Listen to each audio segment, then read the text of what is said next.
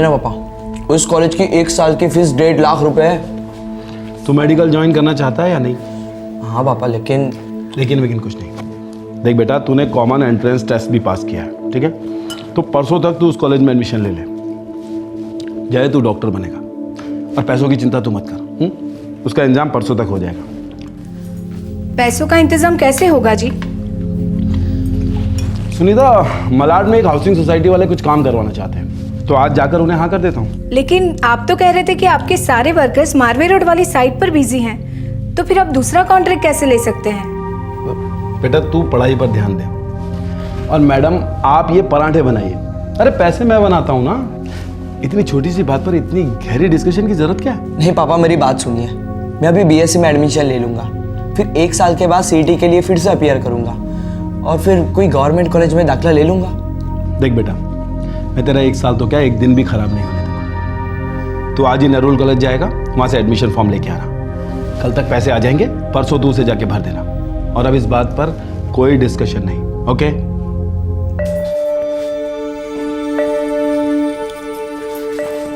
देखिए जी, आप पर वैसे ही काफी भार रहता है, फिर ये दूसरा कॉन्ट्रैक्ट लेने की क्या जरूरत है? कोई भार नहीं है सुनीता, तुम बेकार में टेंशन क्यों लेती हो? अरे टेंशन कैसे ना लूं? मेरा और जय का आपके अलावा और कोई है क्या? और मेरा कौन है? देखो सुनीता, ये जो भी कुछ मैं कर रहा हूँ तुम दोनों की भलाई के लिए तो कर रहा हूँ। देखो, जब हमारा जय डॉक्टर बन जाएगा, बहुत अच्छा सा काम करेगा और खूब सारे पैसे कमाएगा, मैं ना सुनीता उसके बाद काम करना बंद कर दूंगा। उसके बाद हम दोनों सिर्फ रोमांस किया करेंगे। अच्छा, एक काम करते हैं, हम हर 6 महीने में हनीमून मनाने चला करेंगे, वो भी पूरी दुनिया में घूमकर। पूछो क्यों? क्यों? क्योंकि पिक्चर अभी बाकी है मेरी जान। चलिए।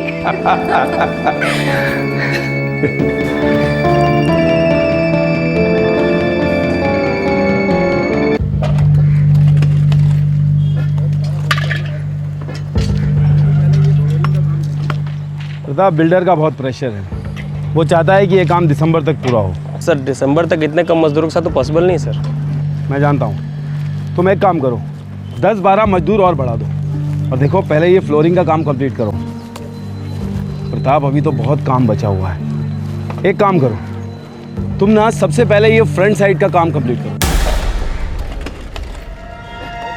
बिल्डर को ऐसा लगेगा कि काम जल्दी पूरा होने वाला है।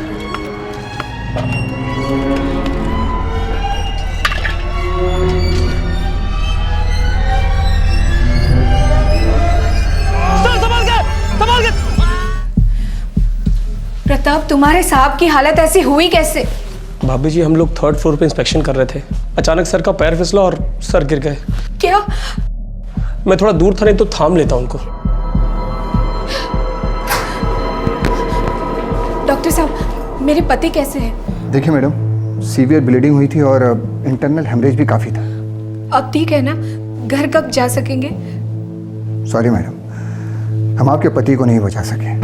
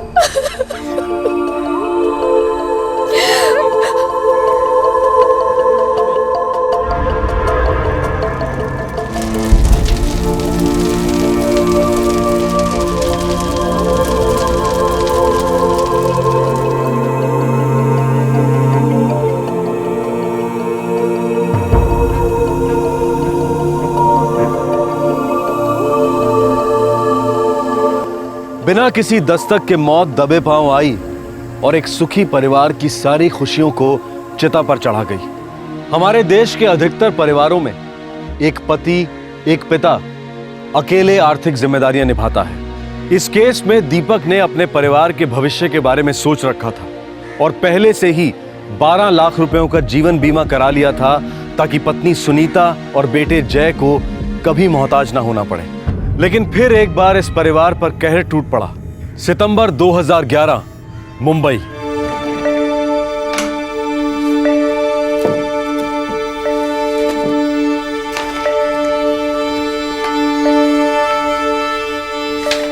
बेटा ये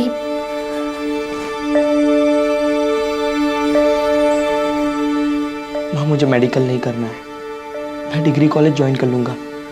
3 साल के बाद जॉब मिलने तक इन पैसों से घर चलाएंगे। नहीं बेटा, तुम्हारे पापा का सपना था कि तुम्हारा सपना पूरा हो।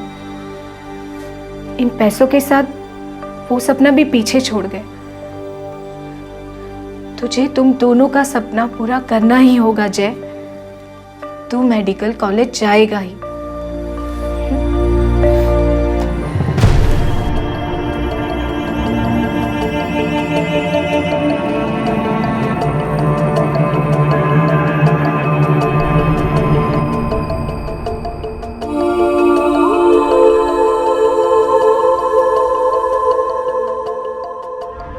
ये मेरे पति का डेथ सर्टिफिकेट।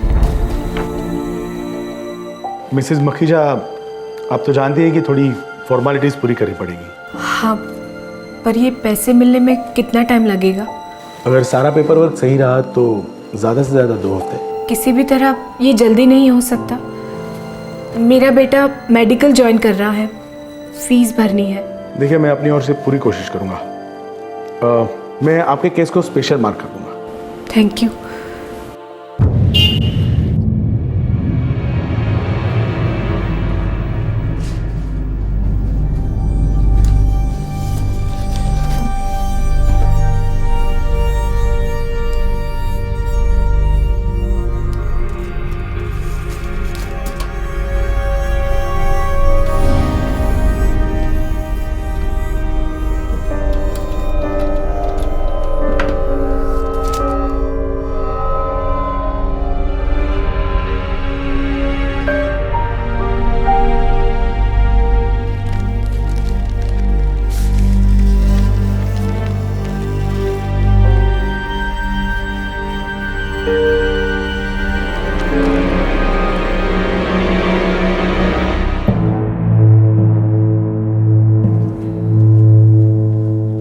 ये कैसे हो सकता है माँ? एक पैसा नहीं मिला और इंश्योरेंस कंपनी वाले ने 12 लाख की रिसीट भेज दी है। यहाँ लिखा है कि 3 अक्टूबर को आपको चेक मिल गया है। 3 अक्टूबर को कोई लेटर आया था क्या? नहीं बेटा, कुछ नहीं आया है। मैं रोज रोज लेटर बॉक्स चेक तो नहीं करती, पर उन्होंने कहा था कि ऑफिस से चेक मिलेगा। पोस्ट की तो कोई बात भी नहीं हुई थी। हमारे साथ कोई फ्रॉड कर रहा है माँ।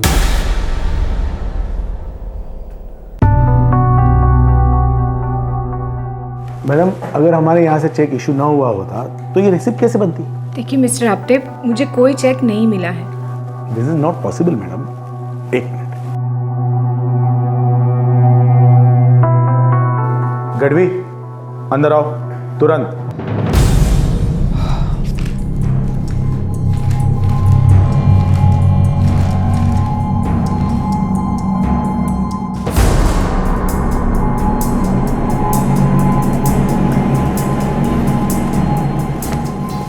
देखिए मैडम,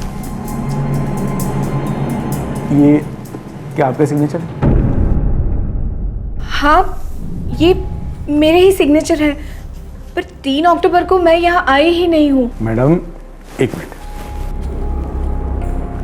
आपने 3 अक्टूबर को हमारे यहाँ से चेक कलेक्ट किया, 4 अक्टूबर को आपने National People's Bank Dahisar branch में डिपॉजिट किया और 5 अक्टूबर को ये हमारे यहाँ से क्लियर हो गया। ये सब बकवास है। मेरा नेशनल पीपल्स बैंक में कोई अकाउंट ही नहीं है, वो भी दहीसर ब्रांच में।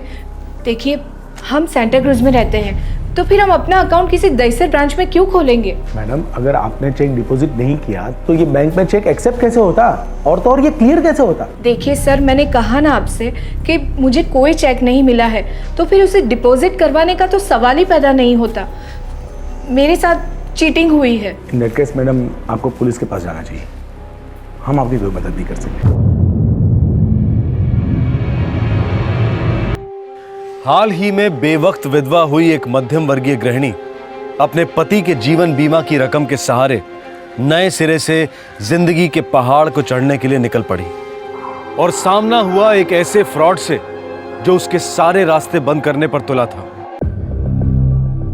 मतलब आपने चेक कलेक्ट किया ही नहीं? जी नहीं। लेकिन रिसिप्ट रजिस्टर पे तो आप ही के सिग्नेचर है ना? हाँ, पर वो सिग्नेचर वहाँ कैसे आए मुझे नहीं पता। अच्छा, कौन सी बैंक में चेक डिपॉजिट हुआ था? National People's Bank Dahisar branch, पर इस बैंक की किसी भी ब्रांच में मेरा अकाउंट नहीं है। सर, नेशनल पीपल्स बैंक तो नेशनलाइज्ड बैंक है। तो फिर ये कैसे हो सकता है?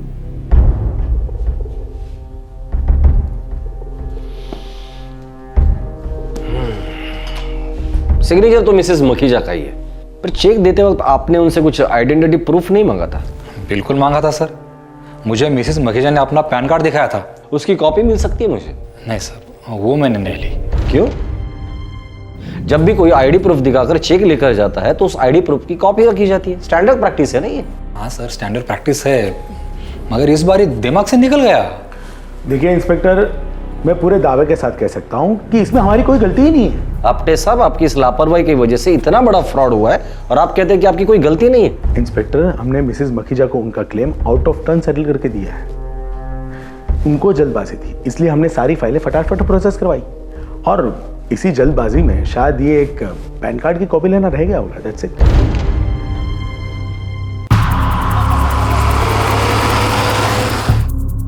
Bhosle, yes sir.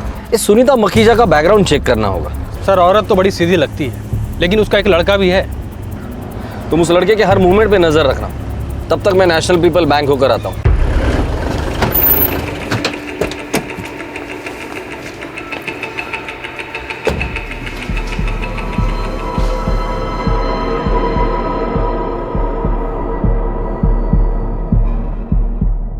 ये चेक 5 अक्टूबर को क्लियर हुआ है सर।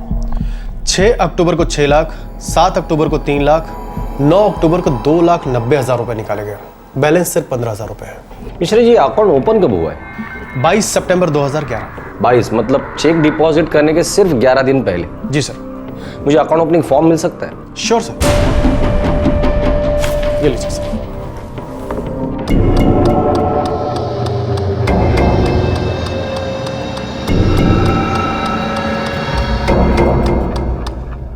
ठीक है मिश्रा जी, अगर जरूरत पड़ी तो मैं दोबारा कांटेक्ट करूंगा आपको। सर, सुनीता मखीजा का लड़का जय, उस पर शक करने का कोई कारण नहीं है सर। वो बिल्कुल क्लीन है और अपनी माँ की अच्छी तरह से देखभाल कर रहा है। भोसले, ये सरासर फ्रॉड का केस है। सुनीता मखीजा का अकाउंट चेक डिपॉजिट होने के 11 दिन पहले खोला गया था और फॉर्म पे किसी और ही औरत का फोटो है। हाँ सर, ये अकाउंट तो फ्रॉड के इरादे से ही खोला गया है। और जबरदस्त प्लानिंग के साथ। भोसले, हमें इस औरत को ढूंढना होगा। हाँ सर, हमें इस फॉर्म पे दिए गए एड्रेस पे छापा मारना चाहिए। 14/143 करीमनगर, चारकोप, कांदिवली वेस्ट। माँ, इतनी बड़ी इंश्योरेंस कंपनी से आप कैसे लड़ेगी? तुम्हारे पापा का सपना पूरा करने के लिए मैं पूरी दुनिया से लड़ूंगी। माँ, वो लोग आपकी सुनेंगे भी नहीं। मैं अपनी बात कहूंगी, उन्हें सुनना होगा तो सुनेंगे। ये हमारे हक के पैसे हैं जो हमें मिलने ही चाहिए।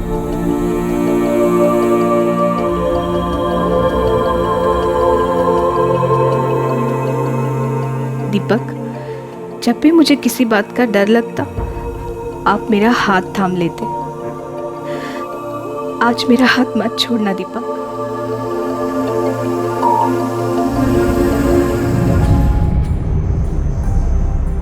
देखिए मिसेस मखीजा, मैं आपकी तकलीफ समझ सकता हूँ, पर आपके साथ जो फ्रॉड हुआ है उसके लिए आप हमारी कंपनी को जिम्मेदार नहीं ठहरा सकती। हम पिछले 100 सालों से बिजनेस कर रहे हैं। आपकी कंपनी मेरे हस्बैंड जैसे लोगों की वजह से ही चलती आ रही है। मेरे पति ने बड़ी ही मेहनत से आपके प्रीमियम भरे हैं ताकि बुरे वक्त में मुझे और मेरे बेटे को कोई तकलीफ ना हो। हमें हमारे हक के पैसे मिलने ही चाहिए, जो हम दे चुके हैं। आपने बहुत बड़ी गलती की है। मेरे ही पैसे किसी और को दे दिए। इस गलती का भुगतान आप ही को करना होगा। नॉर्मली हम कोई भी चेक्स क्लाइंट को हैंडओवर नहीं करते, पर आपको इमरजेंसी थी, इसलिए मैंने स्पेशली हैंड डिलीवरी सैंक्शन करवाई। अगर हमने हमारा रेगुलर फॉर्मेट इस्तेमाल किया होता तो आज ये दिन ना आता। पर मुझे तो मेरे पैसे मिले ही नहीं हैं और मुझे मेरे पैसे अभी चाहिए। आपकी गलतियों का भुगतान मैं करने के लिए तैयार नहीं हूँ। सॉरी मैडम, मैं दोबारा चेक इश्यू नहीं कर सकता। तो आपके कहने का मतलब है मैं चुपचाप बैठी रहूँ? इन पैसों को भूल जाओ। इस वक्त तो मैं सिर्फ इतना कह सकता हूँ कि हम दोनों को पुलिस इन्वेस्टिगेशन का इंतज़ार करना चाहिए। ये फ्रॉड सिर्फ आपके साथ नहीं हुआ है, हमारी इंश्योरेंस कंपनी के साथ भी हुआ है।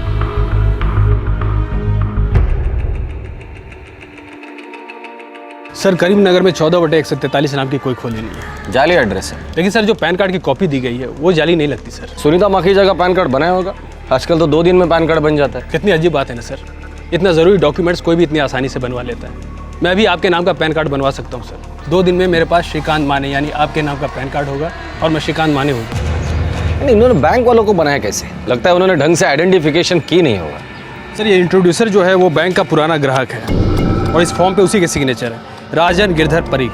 बैंक से इसका एड्रेस निकालो, देखते ये भी असली है या जाली।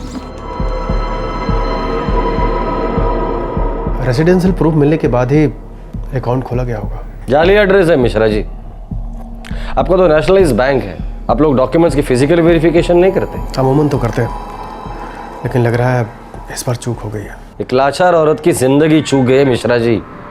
आपके ब्रांच की लापरवाही की वजह से इस औरत के पति के इंश्योरेंस के 12 लाख रुपए लूट लिए गए। इस बात का मुझे बेहद अफसोस है सर। बताइए मैं आपकी क्या मदद कर सकता हूँ? इस फ्रॉड औरत को इंट्रोड्यूस करने वाला राजन परीख आपका अकाउंट होल्डर है? 1 सेकंड सर।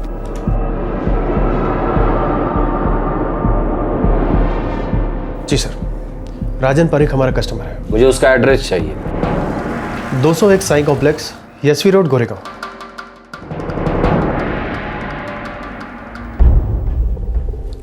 ये सिग्नेचर आपके ही मिस्टर परीख? जी सर। अब फटाफट बता दो, तुम्हें तुम्हारे बालकनी में उल्टा टांगू या मेरे लॉकअप में? सर सर सर ऐसा है कि ऐसा नहीं है, ऐसा वैसा है। 3 हफ्ते पहले इस औरत को बैंक में इंट्रोड्यूस किया था। आप बोलिए ना, मुझे याद नहीं आ रहा है। बोलो बोलो। नहीं सर, मुझे अच्छी तरह याद है, लेकिन ये वो औरत नहीं है जिसके पेपर पे मैंने साइन किए थे।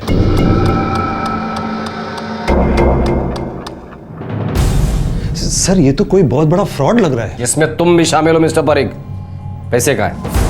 फटाफट बता दो वरना घर की दीवारें भी मैं चीर दूंगा। सर सर सर 2 मिनट मेरी बात सुन लीजिए प्लीज। Excuse me sir. जी कहिए। सर आप हमारी थोड़ी मदद कर सकते हैं सर? कैसी मदद? सर हम लोग राजकोट से आए हैं, हमारे लड़के का दाखिला हुआ है मुंबई में। और सर उसी की एडमिशन की फीस भरनी है सर हमें। देखिए मेरे पास कोई पैसे वैसे नहीं अरे है। नहीं सर, नहीं सर आप गलत समझ रहे हैं। हमें पैसे नहीं चाहिए, हमारे पास हैं पैसे। हमें सिर्फ राजकोट से मुंबई ट्रांसफ़र करना था। सर यहाँ मुंबई में हमारा कोई अकाउंट नहीं है सर। सर आप इस ब्रांच में हमारा इंट्रोडक्शन दे देंगे तो आपकी बड़ी मेहरबानी होगी सर, प्लीज़ सर। ये आप अपने बेटे के एडमिशन के लिए ही कर रहे हैं? जी हम लोग बहुत इज्जतदार लोग हैं, झूठ क्यों बोलेंगे आपसे? और हम सच कह रहे हैं, हमारा किसी भी बैंक में कोई अकाउंट नहीं है। लाइए दीजिए।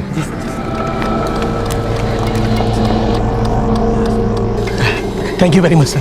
Thank you so much sir, भगवान आपका भला करेंगे। मिस्टर परीख आपकी स्टोरी तो बड़ी इमोशनल है, हमने लाखों बार सुनी है ये। Bhosale yes sir. घसीट कर लेके चल पुलिस स्टेशन। अरे सर सर सर सर ऐसा मत कीजिए प्लीज, बाल बच्चे वाला आदमी हूँ सर। सर मैं तो सिर्फ उनकी मदद कर रहा था, मुझे बिल्कुल मालूम नहीं उन्होंने क्या किया सर।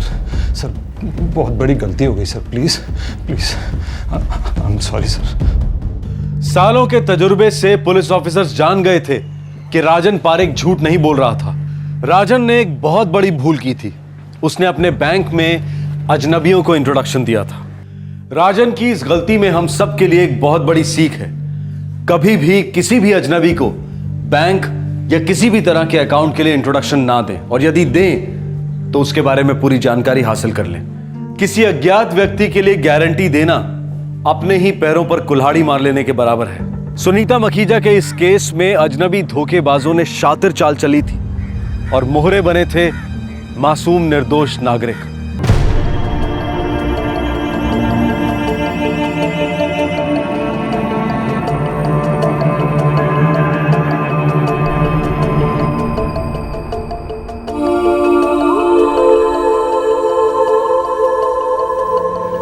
सुनीता ये मेरे अकाउंट में 20,000 रुपीज़ है और ये 1 लाख रुपए के म्यूचुअल फंड के पेपर, और ये है इंश्योरेंस के पेपर, एक मेरा, एक तुम्हारा और एक जय का। आप ये सब मुझे क्यों बता रहे हैं? भाई तुम्हारे लिए इन्वेस्टमेंट किया है तो और किसे बताऊंगा? देखो तुम्हें और जय को इन सभी पेपर्स की पूरी जानकारी होना ज़रूरी है। पर आपको जानकारी है ना, फिर हमें जानने की क्या ज़रूरत है? कल मुझे कुछ हो गया तो? मुझे पता था आप ये बात छेड़ेंगे। देखो सुनीता, मेरे बात छेड़ने या नहीं छेड़ने से कोई फर्क नहीं पड़ता। मैं मानता हूँ कि आज अच्छा वक्त है, लेकिन बुरा वक्त बताकर नहीं आता, इसलिए प्रैक्टिकल बन के सोचो, इमोशनल नहीं। मुझे कुछ सोचना ही नहीं है। मैं बस इतना जानती हूँ कि मैं आपके बगैर नहीं जी सकती। पागल मत बनो सुनीता, ये जो भी इंश्योरेंस और इन्वेस्टमेंट मैंने किया है, ये तुम्हारे और जय के फ्यूचर के लिए किया है। कौन मरना चाहता है? लेकिन कल को मुझे कुछ हो जाए तो कम से कम तुम्हें ये पता होना चाहिए कि मैंने तुम्हारे और जय के लिए क्या इंतजाम किया है। मैं रहूं या ना रहूं, लेकिन मैं कभी तुम्हें और जय को किसी के सामने लाचार नहीं होने दूंगा। आपकी इन्वेस्टमेंट का ख्याल आप रखिए और मैं आपका ख्याल रखूंगी। मैं भगवान से हर रोज मन्नत मांगती हूँ कि हमारा साथ बना रहे हमेशा।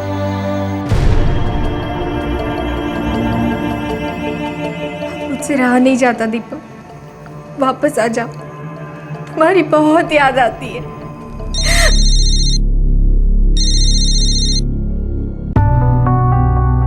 नहीं इंस्पेक्टर साहब, मैं इसे नहीं जानती।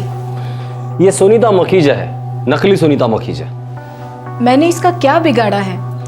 मैडम, पैसा इंसान का जमीर बिगाड़ देता है। हो सकता है इंश्योरेंस कंपनी वालों ने इसी को देखा हो। वहाँ मिस्टर गढ़वी से बात हुई हमारी, पर उन्हें कुछ याद नहीं है। इसके अलावा और 2 लोग हैं साथ में, हम तीनों को जल्द से जल्द पकड़ लेंगे। इंस्पेक्टर साहब, इंश्योरेंस के पैसे जल्दी ना मिले तो मेरे बेटे का फ्यूचर खराब हो जाएगा। मेडिकल कॉलेज की फीस भरनी है और कॉलेज इंतजार नहीं करेगा। मैडम, मैं आपका प्रॉब्लम समझता हूँ, पर हम हमारी तरफ से पूरी कोशिश कर रहे हैं। अच्छा,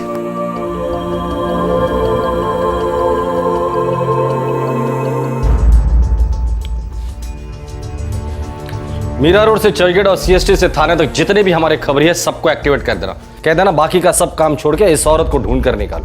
हो सर। ये औरत कल शाम तक मेरी कस्टडी में होनी चाहिए। हो जाएगा सर। बेबस विधवा औरत के इंश्योरेंस का पैसा हड़प लिया इस गैंग ने। ऐसा सबक सिखाऊंगा कि जिंदगी भर याद रखेंगे।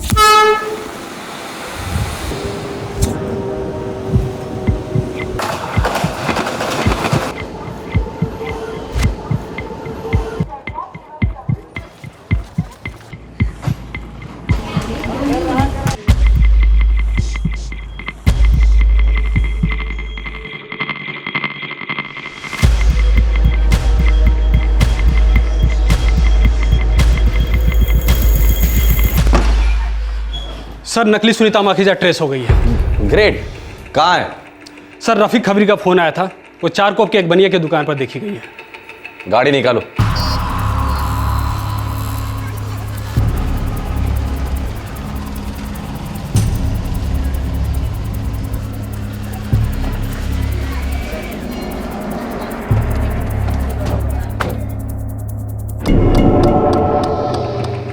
हाँ साहब, मैं पहचानता हूँ इसे। हर दूसरे दिन माल लेने ज़रूर आती है यहाँ। आज आई थी? नहीं, आज तो आई नहीं अभी तक, लेकिन लगता है 1-1.5 घंटे में आ जाएगी। ठीक है, हम लोग आसपास है, उसे किसी और को पता नहीं चलना चाहिए। नहीं, पता नहीं चलेगा साहब। लेकिन एक बात कहूँ आपसे, मुझे लगता है कि ये नाके वाली शॉपिंग मॉल में काम करती है। ठीक है, तुम ही शांत रहे, हम लोग पकड़ लेंगे उसे। हो साहब।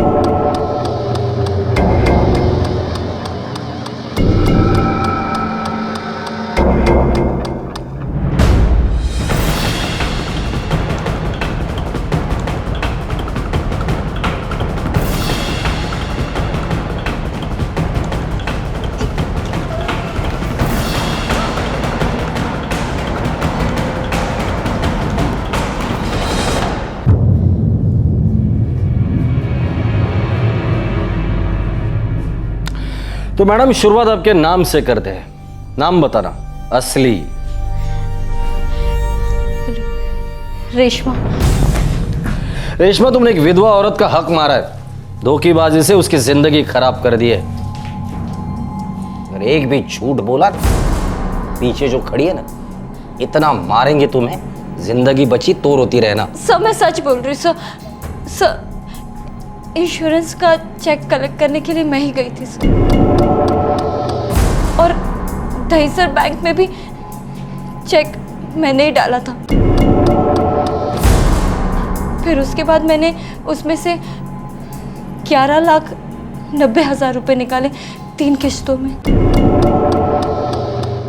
पैसे कहाँ हैं? सर पैसे मेरे पास नहीं है सर। सर और 2 लोग भी थे सर, मैंने सारे पैसे उन्हें दे दिए।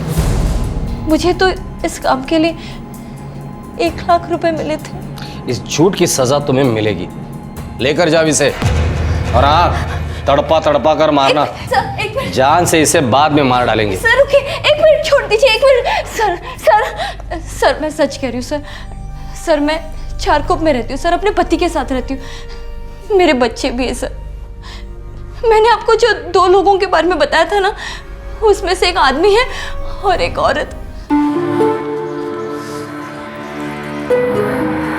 रेशमा कहाँ जा रही है? काम पर, और कहाँ जाऊंगी? अरे मेरा एक काम कर देगी। कैसा काम? बताती हूँ ना। उस औरत का नाम सीमा है सर, और उसके पति का नाम रतन। ये लोग 1 महीना पहले ही हमारे बाजू वाली खोली में रहने आए थे। गुजरात के लोग हैं सर। गुजरात में कहाँ से? कभी जिक्र किया था? हाँ सर, राजकोट। तो काम क्या करते थे? पर मेरा फोटो क्यों चाहिए तुम्हें? ताकि हम तुझे 1 लाख रुपए दे सके।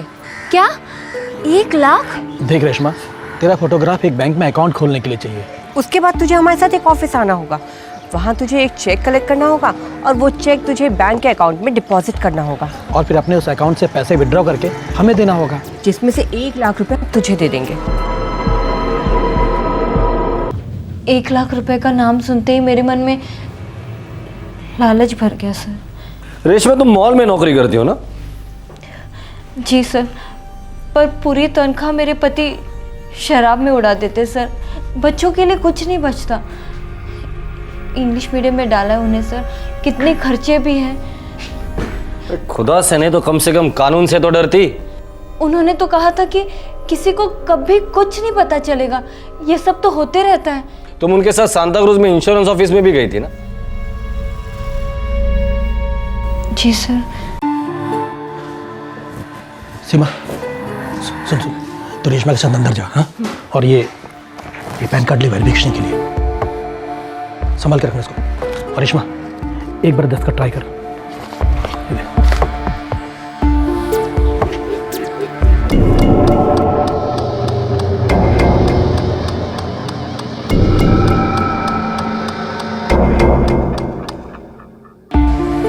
वाह, तू तो कलाकार है। बहुत अच्छा। अब जाओ तुम दोनों, best of luck.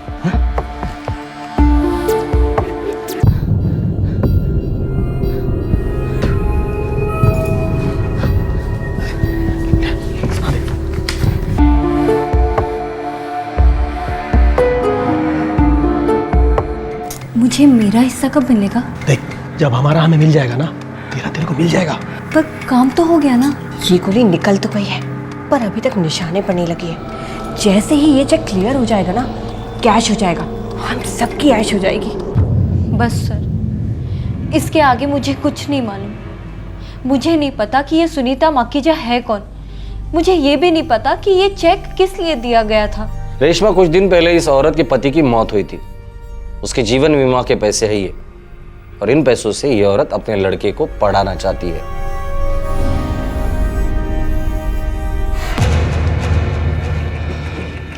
Bad luck sir, वो लोग 1 महीने पहले चौल छोड़कर चले गए। वो तो उन्हें जाना ही था, किसी और जगह पर गए होंगे और एक फ्रॉड करने। बड़े माहिर खिलाड़ी मालूम पड़ते हैं। मेरी समझ में एक बात नहीं आ रहा सर, उनके हाथों में ये मिसेज मखीजा का सिग्नेचर आया कहाँ से? रतन और सीमा? मैं किसी रतन और सीमा को नहीं जानती इंस्पेक्टर साहब। देखिए मैडम, उनके पास आपके सिग्नेचर्स थे जो उन्होंने उस नकली सुनीता मखीजा को सिखाए थे। मैडम, आपके या आपके पति की किसी से कोई दुश्मनी थी? नहीं सर, मुझे ऐसा कोई याद नहीं आ रहा जो हमारे साथ ऐसा कर सके। कहीं ना कहीं से तो उन्हें आपके सिग्नेचर्स मिले थे, इसीलिए तो इतना बड़ा फ्रॉड वो आराम से कर गए। एक नहीं, दो बड़े बड़े इंस्टीट्यूशंस को उन्होंने चकमा दिया है। एक इंश्योरेंस कंपनी, दूसरी नेशनलाइज बैंक। सर, मुझे लगता है कि इन दोनों को अंदर से कोई सपोर्ट मिल रहा है।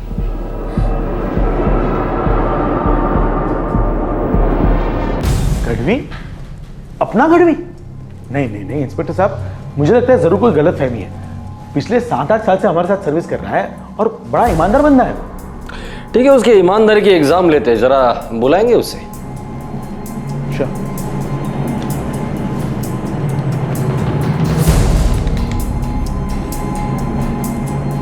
Yes sir. गढ़वी साहब, जो औरत आपसे चेक लेकर गई थी उसका चेहरा आपको याद नहीं था, शायद इसे देखकर कुछ याद आ जाए। नहीं, पर यह औरत तो जेल में बेसब्री से आपका इंतजार कर रही है। इसने हमें स्टेटमेंट दिया है कि इस फ्रॉड में आप भी शामिल हो। सर, इसमें मेरा कोई हाथ नहीं है। अच्छा, उसले हथकड़ी पहनाकर घसीट के लेकर जाना पूरे ऑफिस के सामने। चल। प्लीज ऐसा मत कीजिए, ऐसा मत कीजिए प्लीज। उस औरत को चेक मैंने सर के कहने पर दिया था।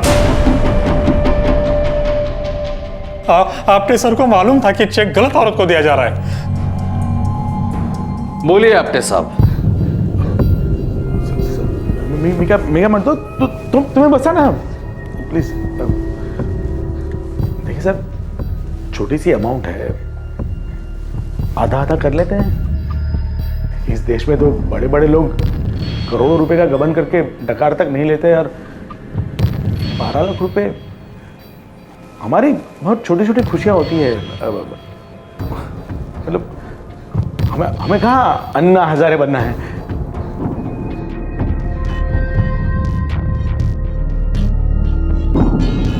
ये पूरी प्लानिंग मेरी ही थी। जाहिर सी बात है, काफी प्रैक्टिस है तुम्हें ऐसे फ्रॉड की।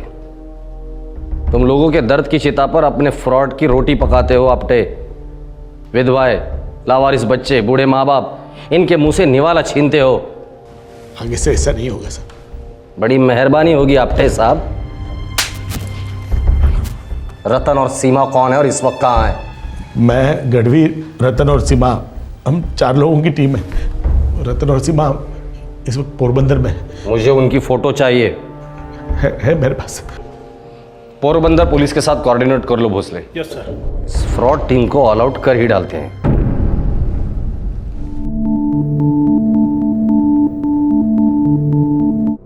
माने साहब, पिछले 4 दिनों से हम लोग इस चीटर जोड़ी की तलाश में थे।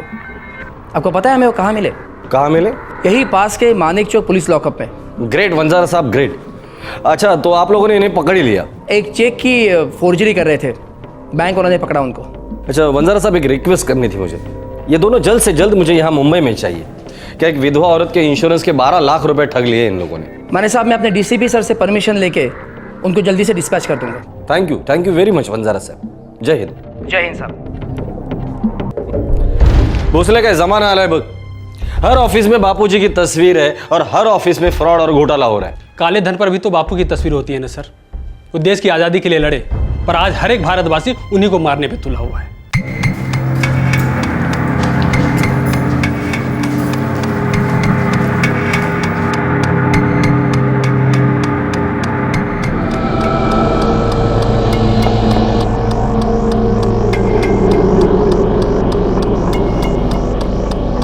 मैडम, जिन लोगों ने आपके साथ फ्रॉड किया था उन सभी लोगों को हम लोगों ने हिरासत में ले लिया है। पैसे बरामद हुए? सॉरी, पैसे तो बरामद नहीं हुए क्योंकि उन्होंने सारे पैसे खर्च कर दिए थे। तो अब देखिए, इस फ्रॉड में इंश्योरेंस कंपनी के कुछ ऑफिसर्स भी इन्वॉल्व थे। मैंने कंपनी के जीएम साहब से बात की है, उन्हें सारा केस भी समझा दिया है। उन्होंने प्रॉमिस किया कि वो जल्द से जल्द आपको आपके नुकसान भरपाई दे देंगे। मिसेस सुनीता मखीजा, सबसे पहले तो आप हमारी कंपनी की तरफ से माफी कबूल कीजिए। जो हो गया सो हो गया सर। आप बस हमारे हक के पैसे हमें दिलवा दीजिए। मेरे बेटे का साल बर्बाद नहीं होना चाहिए। इसके पापा का सपना था कि वो डॉक्टर बने और मैं इनका सपना पूरा करना चाहती हूँ। उन 12 लाख रुपयों का एक एक पैसा आपको मिलेगा। बस पुलिस रिपोर्ट मेरे पास आ जाने दीजिए। 1 हफ्ते के अंदर आपका चेक आपके पास पहुंच जाएगा। Thank you very much. और इस बार कोई गलती नहीं होगी, कोई गफला नहीं होगा और कोई फ्रॉड नहीं होगा। आपका चेक आपके ही हाथों में दिया जाएगा। Thank you very much.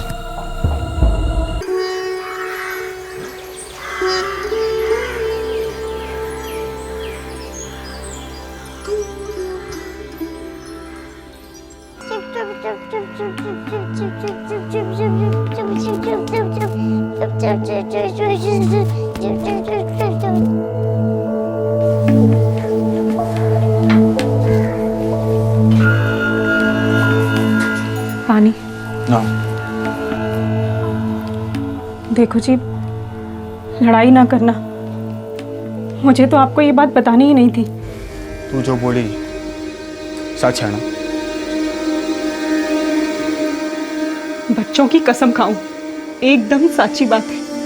देख, धर्म सिंह सगा भाई साहब हमारा, अगर थारी बात झूठी निकली, माँ भवानी की कसम थारा सर खड़े की तरफ फोड़ दूंगा।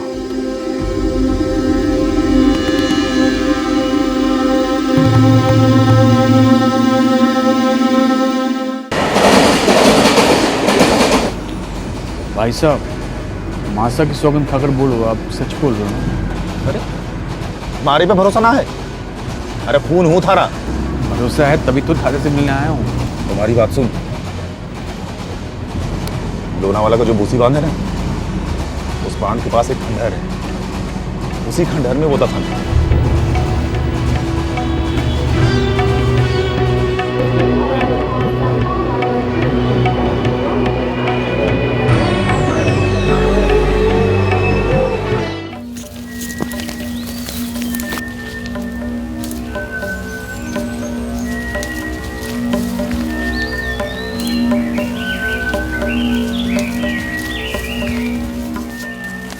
भाई साहब, एक बात पूछनी थी। पूछो। भाई साहब, मेरी लुगाई केसर कह रही थी। अरे ना रघु, ऐसा कुछ भी नहीं है, गलतफहमी हुई है बस। चल जल्दी कर।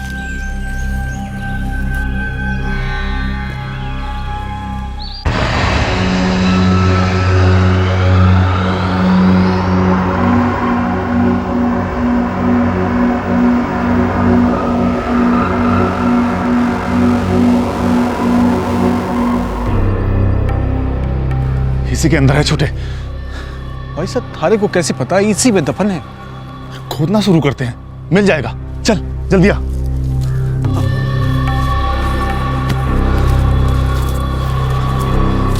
जल्दी कर।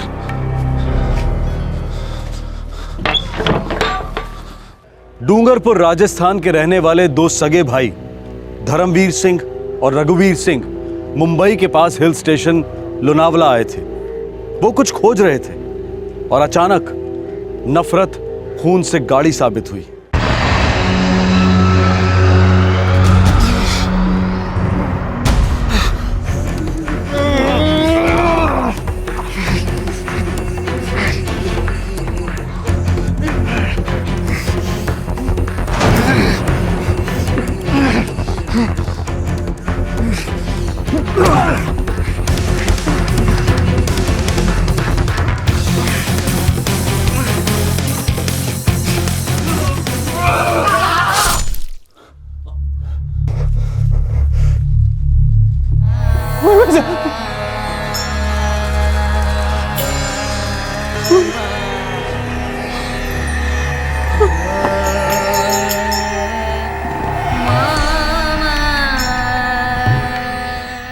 वो ऐसा कौन सा राज दफन था इन खंडरों में जिसके लिए छोटे भाई रघुवीर सिंह ने अपने बड़े भाई धर्मवीर सिंह का कत्ल कर दिया?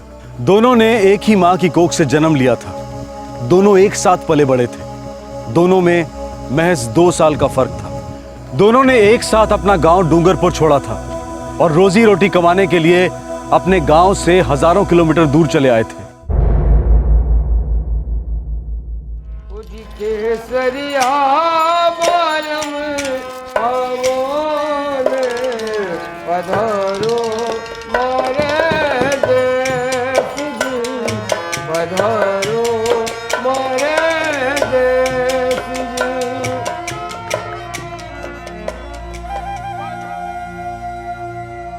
वाह। धर्म, रघु, लगता है अब मारे को भी तुम दोनों से ही घड़ा बनाना सीखना पड़ेगा। अरे नहीं मासा, आप तो उस्तादों के भी उस्ताद हो और हम तो सिर्फ आपका हाथ बटा रहे हैं। मासा, अब हम सिर्फ गड़े बनाएंगे और आप बेचना। बहुत सारे गड़े बनाएंगे और उससे बहुत सारे पैसे भी कमाएंगे। जेवर खरीदेंगे अपने मासा के लिए हमारी कमाई से। माँ भवानी ने हमारे को 2-2 हीरे दिए हैं। ओ बनसा बागम दूल्हा गाया।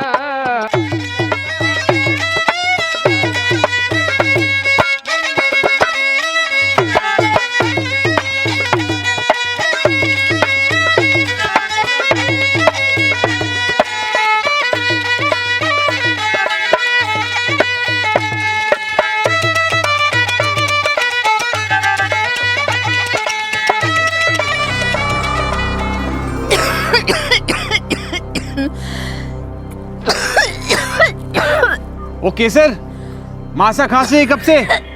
सुनाई नहीं पड़ रहा थारे को? जी हुकुम।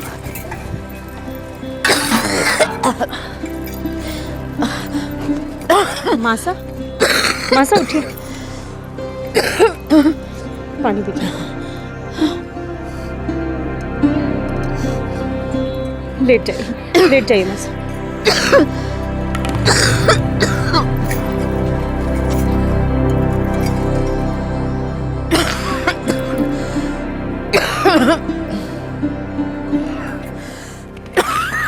दवा तो खत्म हो गई है जी।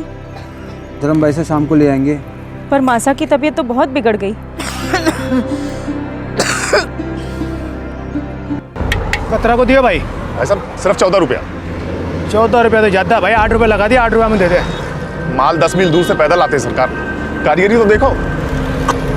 8 रुपया देना है तो दे दे, नहीं तो तेरा भाई कोई और दे सी। सरकार 14 रुपए में ऐसा घड़ा कहीं नहीं मिलेगा। 8 रुपया। अरे भाई साहब वापस तो आ जाओ, सुनो। 8 रुपया में। अच्छा ठीक है, 8 तो 8 ही सही, वापस आ जाओ भाई साहब। आ जाओ भाई साहब। अरे पहुंचने के वक्त नाराज होकर नहीं जाते, ले जाओ। देख भाई, 2-4 दिन में घड़ा गलने वलने लगा तो वापस ला कर दूंगा। 8 पीसे सारा वापस ले जाऊंगा। ये घड़ा गले तो आपको 101 रुपए दे दूं सरकार। अरे कारीगर मारा भाई रघुवीर सिंह है, पूरे राजस्थान में ऐसा कारीगर नहीं मिलेगा। खतरा होगा, ठीक है?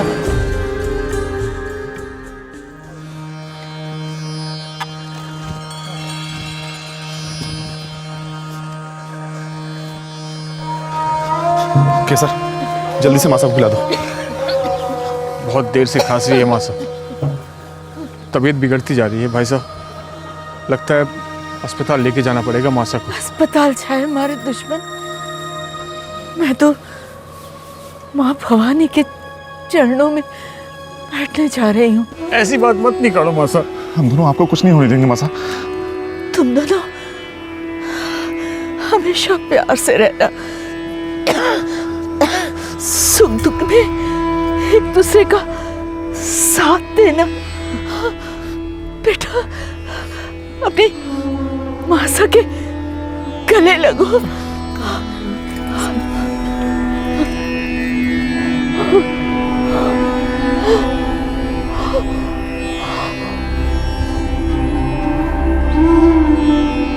मासा, मासा, मासा, मासा, मासा, मासा, मासा कहीं छोड़कर ना रुको। मासा मैं छोड़ कर नहीं जा सकती। मासा, मासा,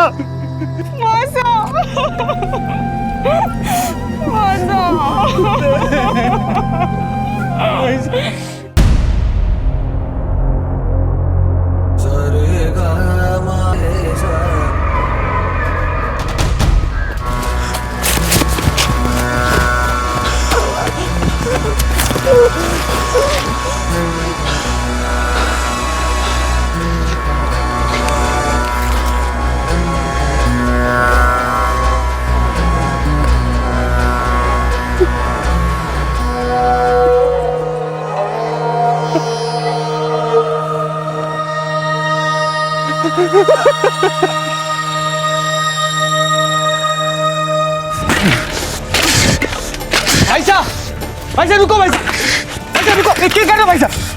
भाई साहब रुको, रोटी रोटी को लात नहीं मारते ऐसे। अरे खाक रोजी रोटी, दिन भर तुम चक्के पर पिसते हो, मैं बाजार में, हाथ में 2 पैसे नहीं आते, ऊपर से ग्राहक की खरी रोटी सुनो। भाई साहब शांत हो जाओ भाई साहब। हाँ, अब पानी पानी पियो। केसर पानी आना। हाँ इधर आओ, बैठो भाई साहब, आओ बैठो, अब बैठो तो बैठो।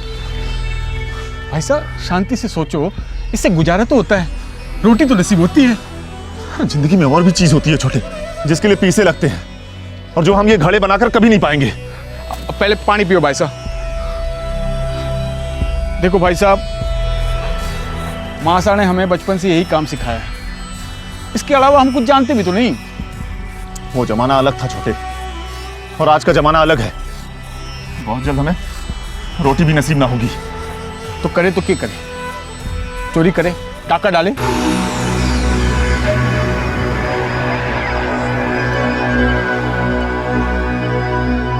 मैंने सोच लिया रघु,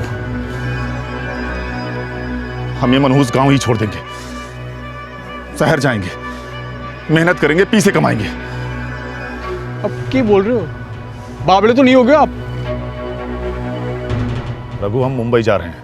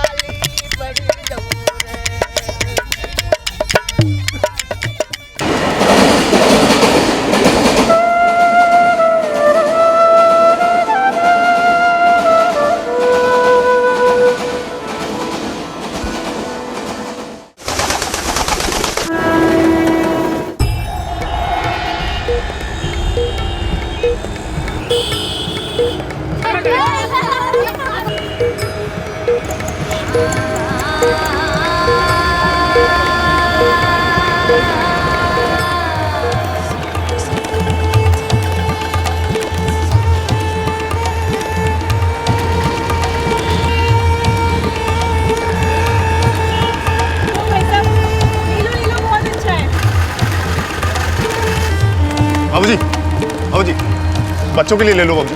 कितने में? सिर्फ 200 रुपए। 200 ज़्यादा हो गया, 50 में दे रहे हो? बाबूजी 100 में तो खरीदी है हमारी, ले लो ना। 50 में दे दो। बाबूजी नुकसान हो जाएगा बाबूजी। बाबूजी, बाबूजी ठीक है 50 ही सही बाबूजी। ठीक है 50 में ही ले लो।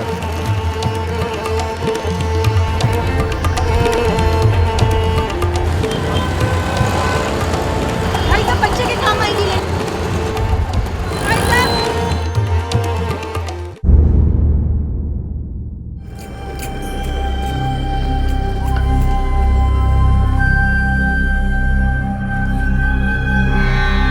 भाई साहब मजा नहीं आ रहे हैं आप? पीछे तो आ रहे हैं छोटे, दिन के 60-70 कहीं नहीं गए, आगे और आएंगे, सबके आते हैं। लोग इस शहर को सोने की नगरी ऐसे नहीं बोलते। लेकिन हम कुछ बना तो नहीं रहे हैं, सिर्फ दूसरों का माल बेच रहे हैं। हम वो बेच रहे हैं छोटे जो बिकता है, प्लास्टिक का माल। घड़े खरीदता कौन है? घड़ों का जमाना अब खत्म हो गया, मिट्टी में मिल गई सारी कारीगरी। मैंने देखा है जी। क्या देखा तूने? वो एक दुकान में घड़ा बेच रहे थे, 300 रुपया में एक। 300? तुम तो इसमें ना ही पड़ोगे सर। अरे वो बड़े बड़े दुकान वाले हम जैसे कारीगरों से 10 रुपए में घड़े बनवाते हैं और 300-400 में बेचते हैं। उन दुकानों में कोई तोल मोल नहीं, कोई तकाजा नहीं। वो लोग 300 में बेच सकते हैं तो हम 100 में तो बेच ही सकते हैं भाई साहब। अगर ऐसा होता छोटे तो हमारी सारी बिरादरी यहाँ घड़े बेच रही होती। तुमने ये घड़े बनाना और बेचने का ख्याल छोड़ ही दो। ना भाई साहब, मैं तो ये शहर छोड़ने की सोच रहा हूँ। एक बार जो इस मुंबई नगरी का पानी पिया ना, वो यहीं जिया यहीं मरा। और तुम जाओगे तो जाओ कहाँ? हमारे को ना पता, बस इतना पता है कि आप यहाँ नहीं रहना।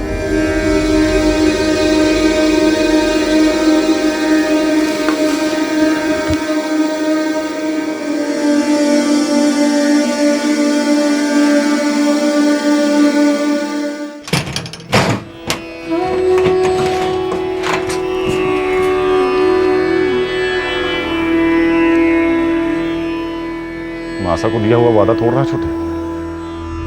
अपने भाई साहब को अकेला छोड़ के जा रहा है। मासा इस शहर में एक दिन भी ना रहती भाई साहब। ये भीड़, ये लालच कभी नहीं। मैं तो कहूँ आप भी चलो हमारे साथ भाई साहब, खड़े बनाएंगे, इज्जत से रहेंगे।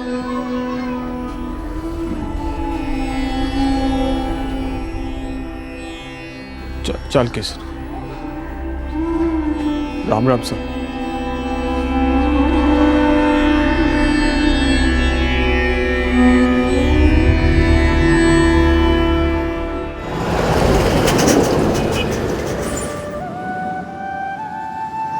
ये कौन सा गांव है जी? मावल मुंबई से दूर नहीं, पर उसकी जिंदगी से बहुत दूर है। यहाँ का पता किसने दिया? एक गाड़ी वाले साहब बोले यहाँ के लोग अभी भी गड़े इस्तेमाल करते हैं। तुम्हारा अपना गांव क्या बुरा है जी? वहीं चलते, अपना घर भी है। मासा और भाई साहब के बगैर कैसा गाँव कैसा? यादें रुलाएंगी, यहाँ नई शुरुआत होगी, नई जिंदगी होगी।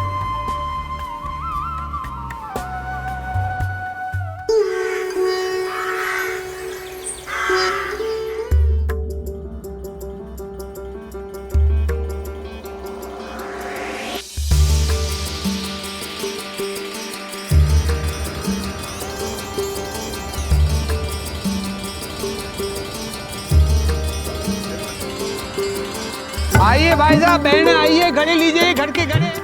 पानी रखिएगा, ठंडे हो जाएंगे। कैसे लगा है?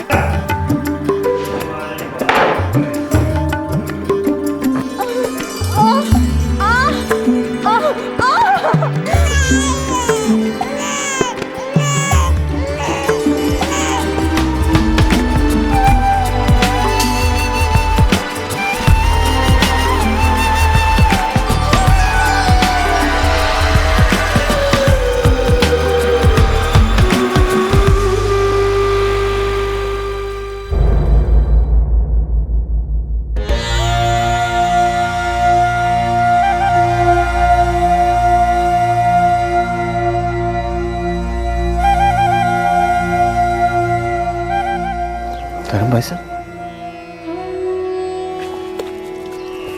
धर्म भाई साहब, धर्म भाई साहब, छोटे धर्म भाई साहब, आपको इतने सालों बाद हमारी याद आई? तुम भी तुम्हारे को भूल ही गए थे छोटे। सोचा आकर दोनों को याद दिला दूं। अब दो नहीं है, चार हो गए भाई साहब, आप ताऊ बन गए हो। क्या बोल रहा है? अरे वाह छोटे। आओ भाई साहब, चल।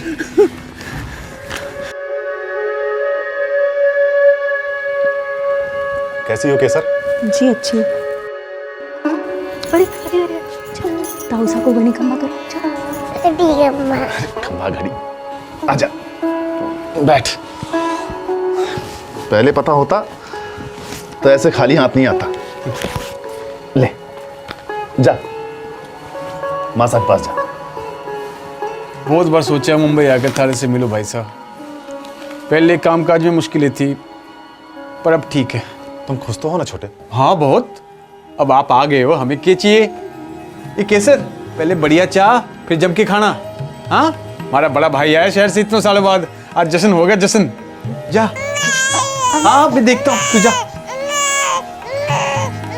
गुड़िया, सऊदी आई।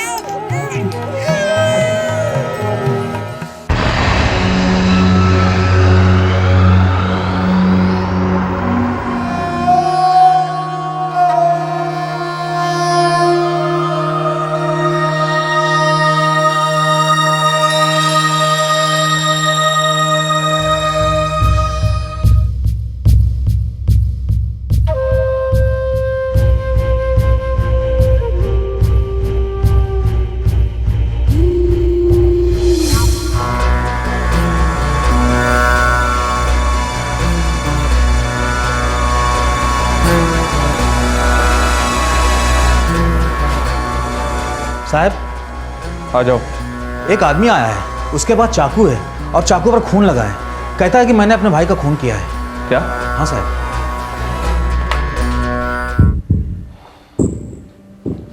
तुमने अपने भाई का खून किया? हाँ। लाश कहाँ है? वो जंगल में खंडर है वहाँ।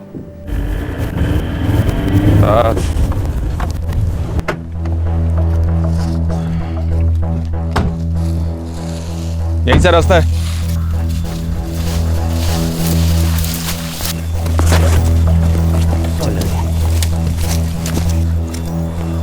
वहाँ साहब। चलो जल्दी।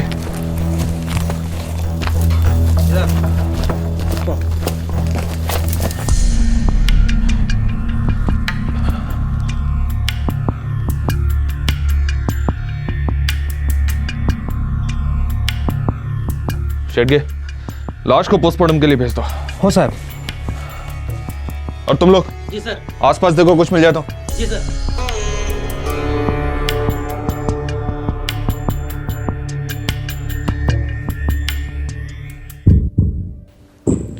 बड़ा भाई था तुम्हारा? जी सरकार।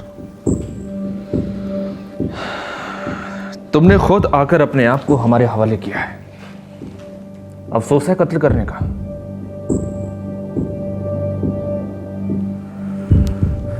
क्यों मार दिया अपने भाई को? भाई साहब, आप यहीं क्यों नहीं रह जाते हमारे साथ? अरे यहाँ रखा क्या है छोटे, मुंबई की लाल मास के बाद ये गांव तो फीकी दाल है, और आजकल वहाँ धंधा बहुत जोर पकड़ा है। रोटी लो। शादी कर ली क्या भाई साहब ने? करना तो चाहता हूँ रघु, लेकिन अभी नहीं, थोड़े पैसे और जोड़ लूँ तब।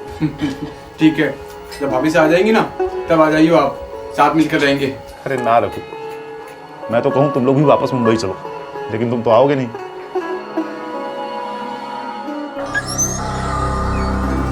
अच्छा लगा मिलके छोटे, बहुत अच्छा लगा। चलता हूँ। भाई साहब यही रुक जाते बढ़िया होता। जेठ जी, मान लीजिए इनकी बात, रुक जाइए या फिर आते रहिए।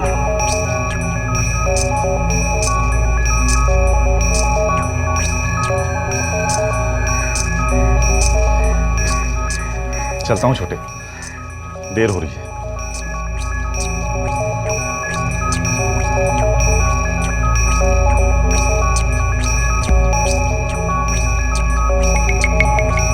जेठ जी, मान लीजिए इनकी बात, रुक जाइए या फिर आते रहिए।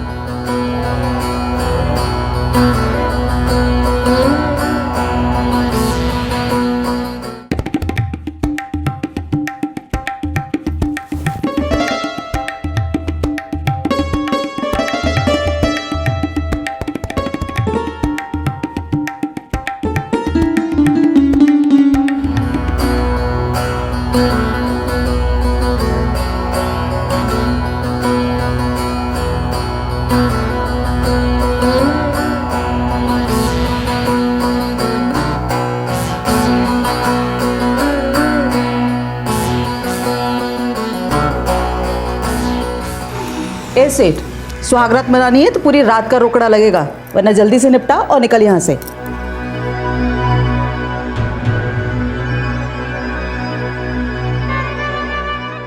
देखिए भाई जी, आपके लिए सबसे शानदार घड़ा दिखाता हूँ, बढ़िया सा घड़ा है। क्या भाव दिया भैया? ये जी छोड़िए जी, 25 का है, 20 लगा देता हूँ आपके लिए। आप 18 में दीजिए। जी 18 में। देखिए मजबूत है, पानी रखोगे ठंडा हो जाएगा।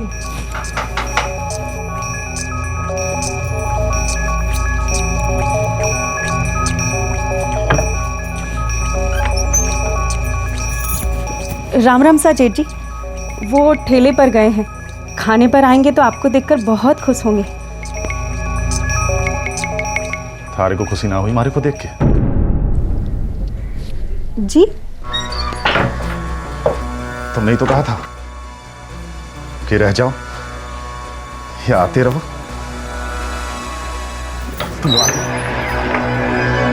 अरे भाई साहब, आप कब आए? सब खैरियत तो है? क्यों छोटे, ऐसे मिलने नहीं आ सकता क्या? क्यों नहीं आ सकते भाई साहब?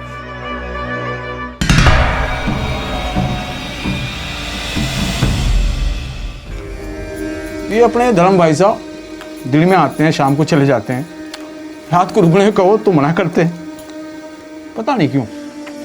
अब तो उन्हें मनवाना ही पड़ेगा, यहीं रुक जाओ, मुंबई से भूल जाओ। साथ रहेंगे तो दिल को ठंडक मिलेगी। हाँ, और इस घर को आग लगेगी।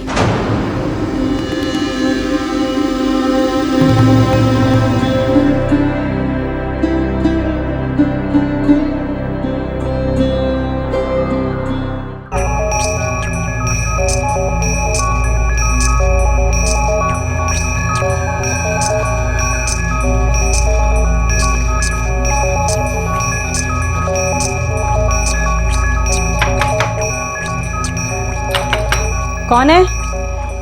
मैं हूं। वो ठेले पर गए हैं। तुम्हारे लिए दरवाजा नहीं खुलेगी। पहले जाकर आप उनसे मिल लीजिए, उनको आपसे कुछ जरूरी बात करनी है। ये बात? तूने अपना मुंह खोला साली, भाई भाई में जहर घोल दिया।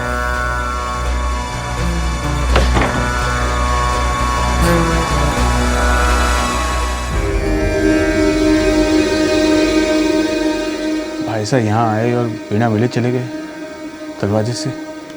तू सच बोले ना किस? मैं झूठ क्यों बोलूंगी? थारी वजह से भाई साहब मार से मुंह मोड़ ली, फोड़ कर जवाब भी नहीं दे रहे वो। इसमें हमारा क्या कसूर है? झूठी है तू, झूठ बोल रही है तू। मैं झूठ बोलूं? हाँ हाँ झूठी है तू। भाई साहब ऐसी नीच हरकत कभी ना कर सकते। अच्छा, तो क्या मैं कर सकूं?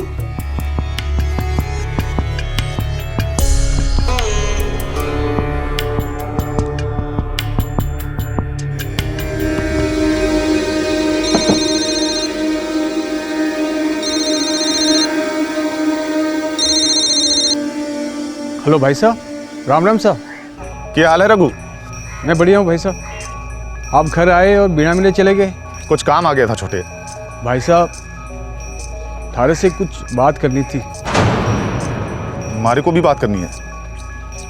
मैं पूना में ही हूँ, कल मिले? आएगा मिलने? सरकार, बड़े भाई के साथ सिर्फ बात करने गया था।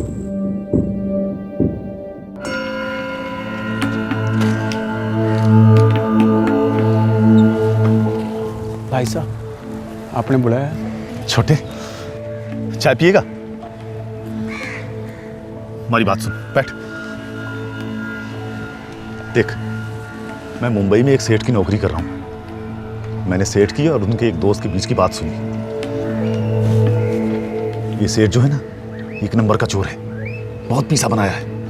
लेकिन भाई साहब, इन सब बातों से अपना क्या लेन देन? छोटे सेठ ने पैसा छिपा कर रखा है, लोनावाला के पास एक खंडहर में दफना दिया है। निकाल लेते हैं और वापस अपने गांव डूंगरपुर चलते हैं। जिंदगी भर मजे करेंगे, घी खाएंगे। छोटे, अब मैं भी इस मुंबई नगरी से ऊब चुका हूं। यहां पैसा तो है पर जिंदगी नहीं। चल वापस चलते हैं।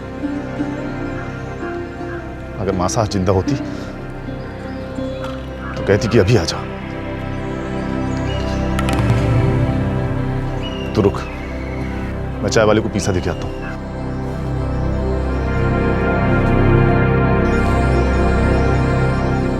एक तरफ मेरे भाई साहब हमारे साथ इतना सारा पैसा बांटने को तैयार थे, और दूसरी तरफ हमारी बीवी कह रही थी कि भाई साहब ने उसके साथ जबरदस्ती करने की कोशिश की। चल छोटे।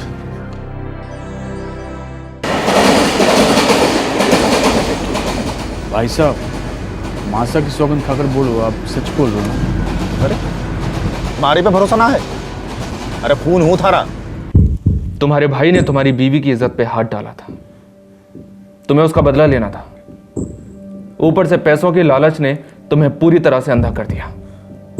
तुम लोनावला अपने भाई का मर्डर करने के इरादे से गए थे ना? हाँ सरकार, हमारा ऐसा कोई इरादा ना था। यही जगह है छोटे। लेकिन भाई साहब, खोदेंगे कैसे?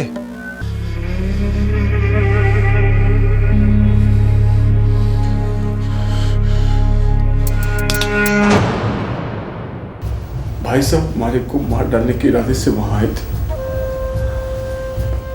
उस जगह कोई पैसा वैसा ना था, सब झूठ बोला था हमारे को वहां खंडर में बुलाने के लिए। ताकि वो आराम से हमारा कत्ल कर सके। भाई साहब, हमारे को मार डालने के लिए यहाँ बुलाया था। चाल चली आपने। तेरी लुगाई की जुबान भी तो चली। मैं क्या करता? थारी नजर में गिरा दिया हमारे को केसर ने। तो माफी मांग लेते हमसे। केसर से माफी मांग लेते। मतलब थारी लुगाई का कुत्ता बन कर हूं। वो मेरा मजाक उड़ाए, मुझे नीचा दिखा के बोले कि थारे पे मारी मर्द की मेहरबानी है। ना छोटे ना मैं माफी मांगूंगा और ना थारे को माफ करने का मौका दूंगा।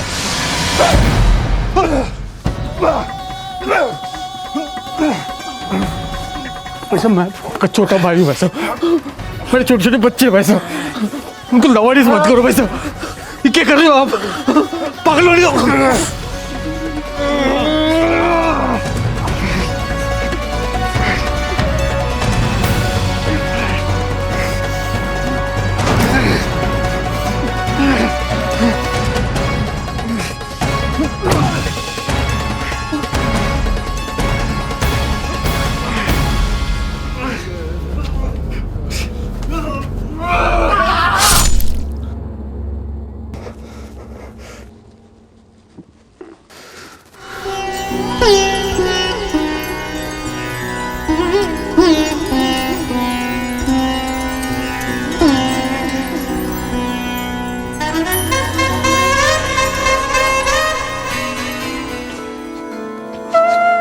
सरकार, भाई साहब को मैंने मारा नहीं, वे मारे हाथ तो मर गए।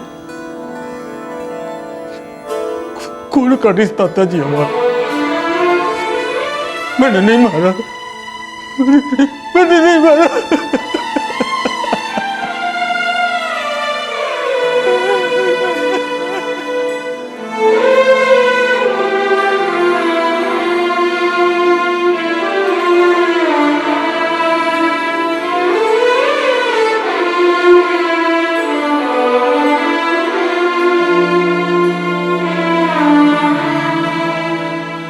तुम दोनों हमेशा प्यार से रहना,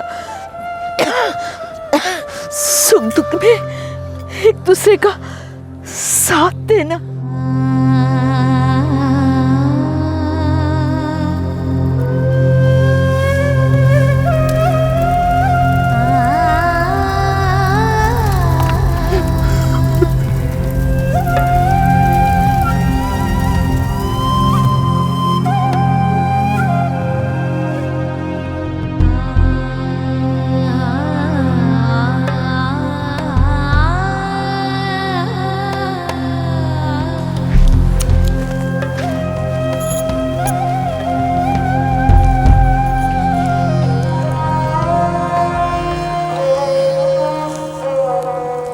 हमारे को चुप ही रहना चाहिए था।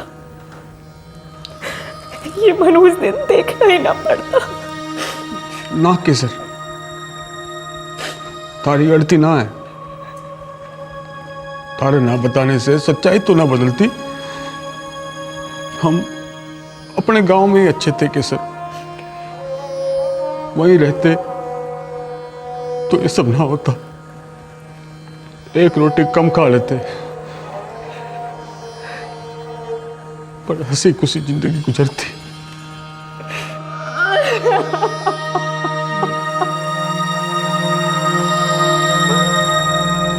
एक ही मां की कोख से जन्मे दो सगे भाई एक साथ पले बढ़े, एक साथ अपना गांव छोड़कर शहर आए 4 पैसे कमाने।